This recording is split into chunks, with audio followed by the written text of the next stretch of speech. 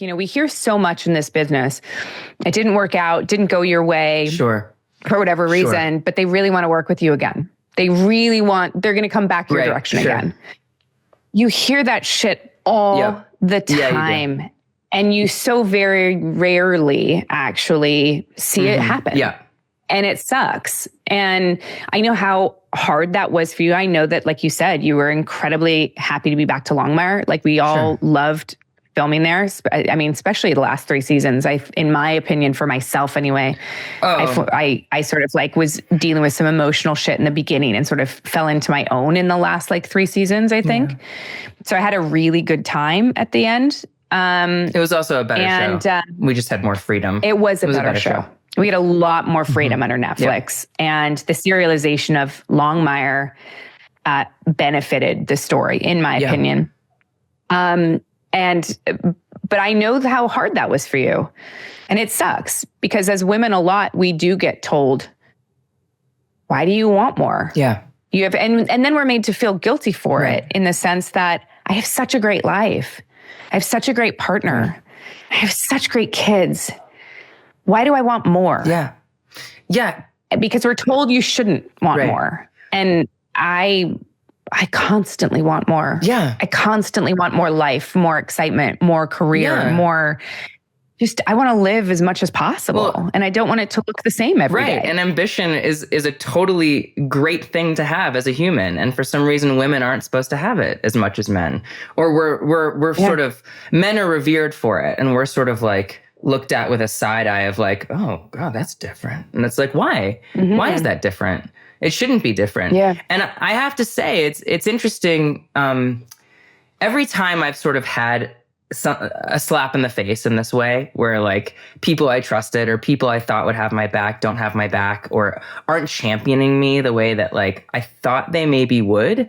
It always comes with this air of like, silly you. Like, why would you? Of course that's not going to work. And you're sort of like, what?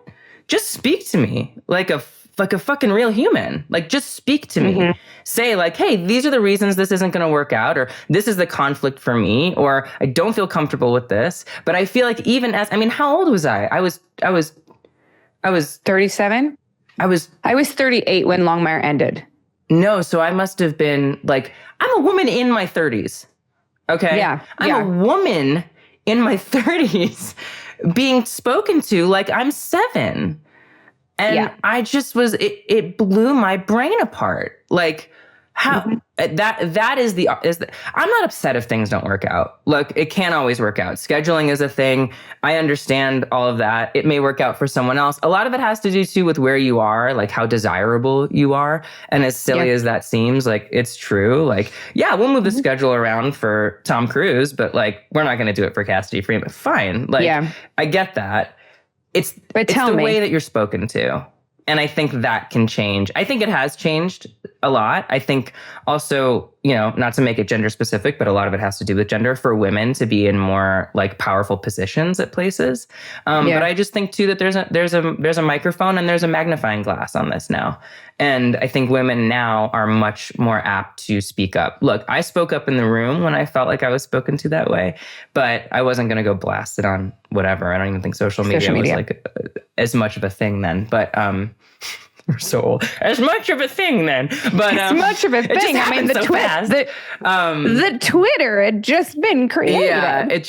So I hear you, and I want young women to. I want young people. I want all people, no matter their age or gender or whatever, to be able to say like, I should be spoken to with respect, and I should be spoken to and communicated with clearly. So. 100%. Anyway. I find this now that, as a woman going into her, mid 40s now, shortly here in the future, that I find now that I find it very lazy when someone says to me, there's not as many opportunities for women in their 40s, so you should just be prepared for that.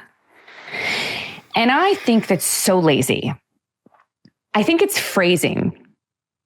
Sure, there may not be as many opportunities out there, but you know what that means? It means we should create more. Yeah. It means you should say to me, hey, have you ever thought about creating something for yourself? Let's talk about that. Have you, or maybe the right thing hasn't found you yet, but it's a way of talking about the circumstances as they are in front of you and finding a way to pivot within them, but also phrase it in a way that isn't so fucking depressing. Right.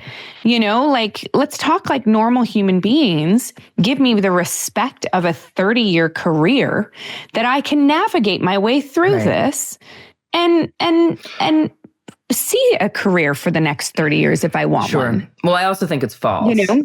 I also think that I agree. I also think, like, I'm actually finding sometimes that I'm not old enough to play the parts that are coming out. Do you know what I mean? I think there's a great resurgence of incredible parts for women into their 50s and 60s. Like, that's awesome. Do you know what I mean? And I think that's in part because there's a lot of talent at that age out there right now. But I also think it's because women are making more stuff. Look, it's still not even, it's still not enough, but I think it's moving in that direction.